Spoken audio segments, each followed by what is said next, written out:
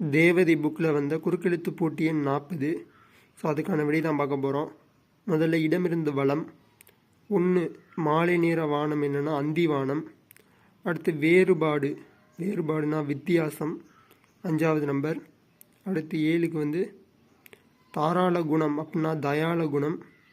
அடுத்து வளமிருந்து இடம் பார்த்தெல்லாம் 4. பக்தர் இறைவனிடம் வேண்டுவது வரம்.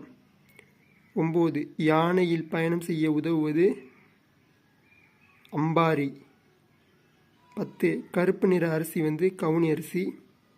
அடுத்து மேலிருந்து கீழ் பார்த்தெல்லாம் 2 முருகனின் 5ஆம் படை வீடு திருத்தணி. அடுத்து 3 ஆசிரியர் அப்படின்னா வாத்தியார்.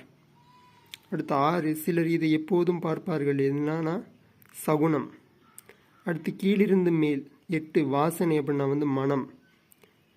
அடுத்து 11 செயற்கை முடி என்னன்னா சௌரி முடி. 12 இது இல்லாமல் வண்டி நகராதுன்னா மின்சாரம். ஸோ பார்த்து எழுதிக்கிறங்க தேவதை வாசகர்களே. வட்டங்களில் மறைந்திருக்கும் வாக்கியம் எண் 40. ஸோ முதல்ல பார்த்தீங்கன்னா உறவு அப்படின்னா சுற்றம். இது அதிகமானால் அவதி அப்படின்னா பித்தம்.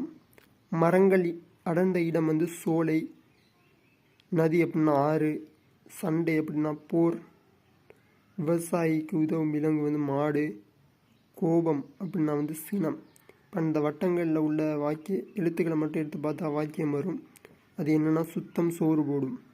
ஸோ அதுதான் இன்றைக்கான வட்டங்களில் மறைந்திருக்கும் வாக்கியம் 40க்கான வாக்கியம்.